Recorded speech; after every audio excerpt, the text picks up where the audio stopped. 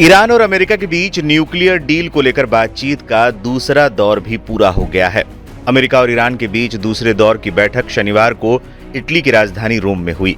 इस बातचीत में अमेरिकी विशेष दूत स्टीव विटकॉफ और ईरानी विदेश मंत्री अब्बास अघराची शामिल हुए। रोम में हुई दूसरी दौर की अप्रत्यक्ष बातचीत के बाद दोनों देशों के प्रतिनिधिमंडलों ने बातचीत को पॉजिटिव बताया है। बैठक पहले की ही तरह सीधे तौर पर नहीं हुई, बल्कि ओमानी विदेश मंत्री बद्र बिन हमद अल बुसैदी ने इसकी मध्यस्थता की। ईरानी विदेश मंत्रालय ने बताया कि यह बातचीत ओमानी राजदूत के निवास पर दो अलग अलग हॉलों में हुई। बातचीत के दौरान एक और जहां ईरान अमेरिका के बीच संभावित परमाणु समझौते की संभावनाएं तलाशने की कोशिश की गई, वहीं ईरान ने यह भी स्पष्ट कर दिया कि वो ऐसे किसी भी नए समझौते में अमेरिका से सख्त गारंटी चाहता है। ईरान ने यह भी प्रस्ताव रखा है कि उसके पास मौजूदा समय में जो संवर्धित यूरेनियम का भंडार है उसका कैसे प्रबंधन किया जाए, इस पर भी चर्चा की जानी चाहिए। इसके अलावा प्रतिबंध हटाने की प्रक्रिया और वॉशिंगटन के लिए एक उच्च स्तरीय राजनयिक दौरे की भी उम्मीद जताई गई है। हालांकि अमेरिकी विशेष दूत स्टीव विटकॉफ की ओर से इन प्रस्तावों पर कोई आधिकारिक प्रतिक्रिया नहीं आई है, लेकिन इतना साफ किया गया है कि ईरान को परमाणु हथियार रखने नहीं दिए जाएंगे। इस बीच पॉलिटिको की रिपोर्ट ने काफी हंगामा मचा रखा था। इसके मुताबिक ट्रंप ने ईरान को एक नई परमाणु डील पर सहमति के लिए 60 दिनों का समय दिया है, नहीं तो सैन्य कार्रवाई की चेतावनी दी है। ये चेतावनी एक चिट्ठी के जरिए ईरान के सर्वोच्च नेता अयतुल्ला अली खामनेई को भेजी गई है।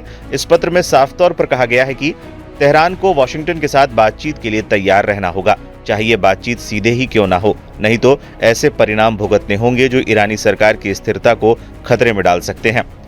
जबकि इससे पहले 30 मार्च को ट्रंप ने ईरान को धमकी दी थी कि अगर वो अपने न्यूक्लियर प्रोग्राम पर किसी समझौते पर नहीं पहुंचता है तो अमेरिका उस पर बमबारी कर सकता है। ट्रंप ने ईरान पर सेकेंडरी टैरिफ लगाने की भी धमकी दी थी। ट्रंप ने एक मीडिया हाउस को इंटरव्यू में कहा था, अगर वो डील नहीं करते तो बमबारी होगी।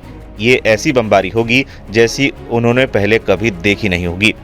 बताते चलें, 2018 में ट्रंप के ईरान से परमाणु करार रद्द करने के बाद ईरान की बम बनाने की क्षमता में इजाफा हुआ है। अंतर्राष्ट्रीय परमाणु ऊर्जा एजेंसी के मुताबिक ईरान ने 60% शुद्धता और 275 किलो यूरेनियम बना लिया है। ये 6 परमाणु बम बनाने के लिए काफी है। फिलहाल ये देखने वाली बात होगी कि ईरान और अमेरिका के बीच दूसरी दौर की इस बातचीत के बाद क्या कुछ निकल कर आता है और ईरान के प्रस्तावों पर अमेरिका की क्या प्रतिक्रिया आती है। अब दोनों देशों के बीच तीसरे दौर की बातचीत भी जल्द आयोजित होने की बात सामने आ रही है, लेकिन इतना तो साफ है कि परमाणु मसले पर जो गतिरोध जारी है उसकी दिशा में बातचीत काफी महत्वपूर्ण कदम है। हालांकि दोनों देशों का रुख जैसा नजर आ रहा है, आगे की राह इतनी भी आसान नहीं नजर आ रही।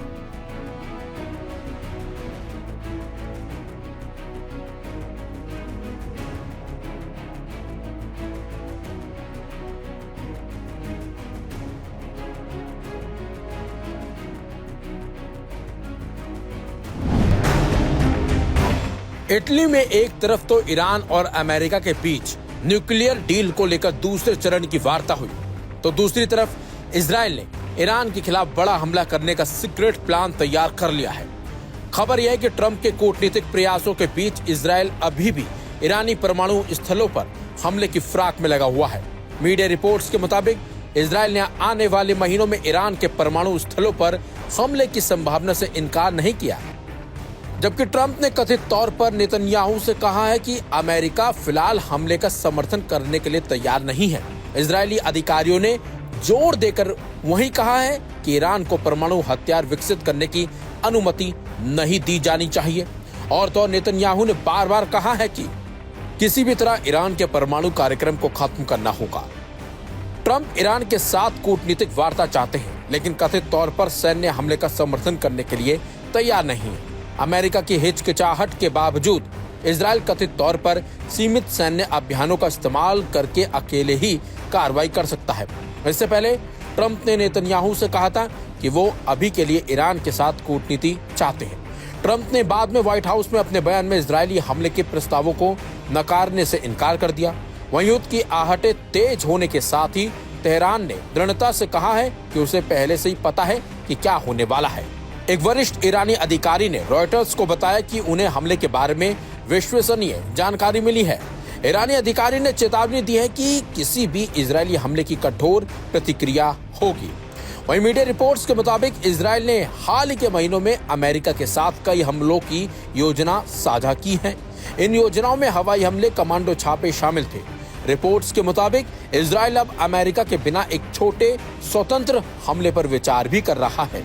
अमेरिकी दूत स्टीव विटकॉफ ने पहले ईरान के यूरेनियम संवर्धन को पूरी तरह से समाप्त करने की मांग की थी। जवाब में ईरान के विदेश मंत्री अब्बास अरागची ने कहा कि संवर्धन एक गैर पराक्राम्य सिद्धांत है।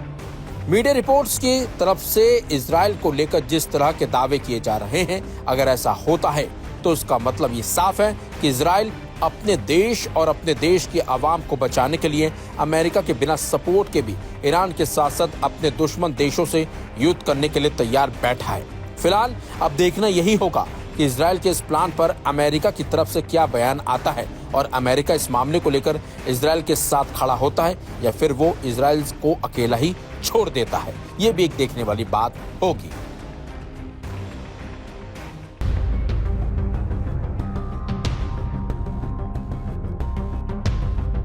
हूती विद्रोहियों और अमेरिका के बीच जारी जंग और भी खतरनाक होती जा रही है। अमेरिका की ओर से हूतियों पर लगातार हमले भी किए जा रहे हैं ताकि हूतियों को कमजोर किया जा सके, उनकी कमर तोड़ी जा सके। लेकिन हूती विद्रोही भी अमेरिकी हमलों से ना तो डर रहे हैं और ना ही पीछे हटने को राजी हैं, बल्कि हूती विद्रोही अमेरिका के हर हमले का जवाब दे रहे हैं। लेकिन इस जंग के बीच एक ऐसी खबर सामने आई जिसके बाद से ही अमेरिकी सेना सदमे में आ गई है। यहां तक कि इस खबर को सुनने के बाद ट्रंप की नींद पक्का उड़ गई होगी। खबर यह है कि हूती अमेरिका के खिलाफ लड़ रहे युद्ध में उसी के हथियारों का इस्तेमाल कर रहे हैं, यानी कि हूती अमेरिकी हथियारों का इस्तेमाल कर अपनी ताकत अमेरिका पर ही दिखा रहे हैं। अब सवाल उठता है कि आखिरकार हूतियों के पास अमेरिकी हथियार आए कहां से? क्या अमेरिका का कोई सहयोगी देश हूतियों को इन हथियारों की सप्लाई कर रहा है या फिर हूतियों के हाथ अमेरिकी हथियारों का जखीरा लग गया है? तो इन सवालों के बीच एक बड़ा सच सामने आ गया है। दरअसल ब्रिटिश आउटलेट बीबीसी ने जेरूसलम पोस्ट के द्वारा सूत्रों के हवाले से रिपोर्ट दी है कि कथित तौर पर हूतियों को अफगानिस्तान के तालिबान शासकों से हथियार मिले हैं। दरअसल अमेरिकी सैनिकों के 2021 में अफगानिस्तान से जल्दी निकलने की वजह से वहां करीब 1 मिलियन अमेरिकी हथियार रह गए थे, लेकिन आधा मिलियन तालिबान के कब्जे के बाद से अमेरिकी हथियार खो गए हैं। तो कुछ बेचे गए या फिर उनकी तस्करी की गई। तालिबान ने गुप्त रूप से यूएनएससी को बताया है कि आधे हथियार अमेरिका के जो थे वो गायब हैं। कथित तौर पर हथियारों की तस्करी हूती, पाक Taliban, Islamic movement of Uzbekistan को की गई है। हालांकि तालिबान ने बीबीसी के दावों से इनकार करते हुए जोर देकर कहा है कि सभी हथियार सुरक्षित रूप से रखे हुए हैं, लेकिन रिपोर्ट की ओर से जिस तरह से खुलासे किए गए हैं उससे कहीं ना कहीं अमेरिका की चिंता जरूर बढ़ गई होगी। लेकिन आपको बता दें, इसी बीच अमेरिकी सेना की ओर से हूतियों के खिलाफ की गई कार्रवाई के बाद मरने वालों की संख्या अब बढ़ गई है।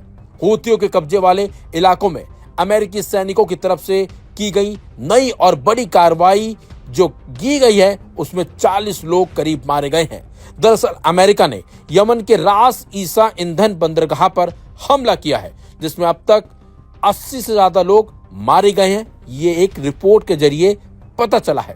रास ईसा हमला कथित तौर पर गाजा युद्ध शुरू होने के बाद से अमेरिका का अब तक का सबसे घातक और बड़ा हमला है। यह हमला ऐसे समय में किया गया है जब ऐसी अटकलें लगाई जा रही थी कि हूतियों की प्रतिद्वंदी यमन सेना सक्रिय हो रही है।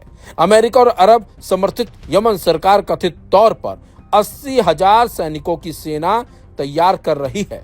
पश्चिम समर्थक यमन सरकार कथित तौर पर हूती के कब्जे वाले ओदे ईदहा पर हमला करने की योजना बना रही है, लेकिन जिस तरीके से हूती अमेरिकी हथियारों का इस्तेमाल कर रहे हैं वो कहीं ना कहीं अमेरिका के लिए खतरे की घंटी भी हो सकती है।